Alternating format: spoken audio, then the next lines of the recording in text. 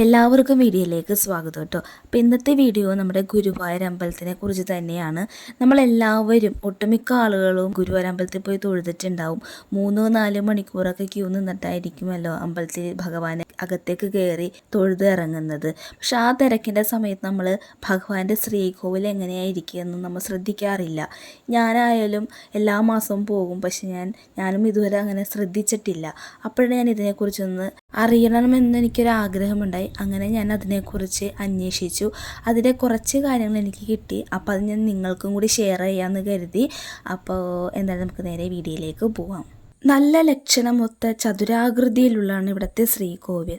2 നിലയോടുകൂടിയ ശ്രീകോവിലിൻ്റെ മേൽക്കുര ചെമ്പുമേഞ്ഞ് സ്വർണം പൂശിയതുമാണ്. 1981 ജാനുവരി മാസം 14 KTB മേനോൻ എന്ന ഭക്തൻ്റെ വഴിപാടാണ് ശ്രീകോവിലിൻ്റെ മേൽക്കുര സ്വർണം പൂശിയത്. വടക്കു ഭാഗത്ത് അഭിഷേക ജലം ഒഴുകുന്ന ഓവും സ്ഥിതി ചെയ്യുന്നു.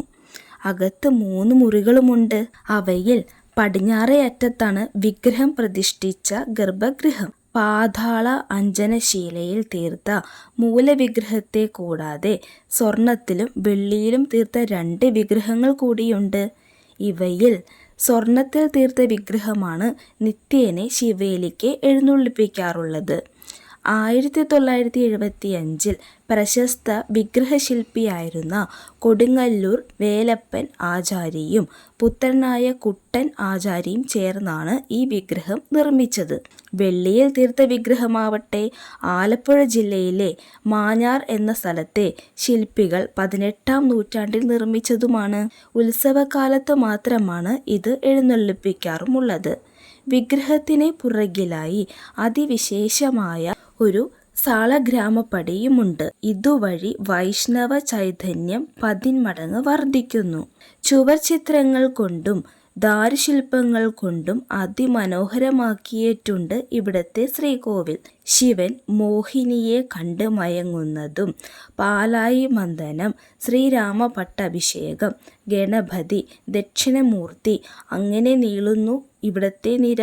ശ്രീകോവിലിൻ്റെ വടക്ക് കിഴക്കേ മൂലയിൽ വരച്ചു വെച്ച താമരക്കണ്ണൻ്റെ ചിത്രം കൂടിയുണ്ട്. 1970 തീപിടുത്തത്തിന് ശേഷം വീണ്ടും വരച്ചു ചേർത്തവയാണ് ഇവ.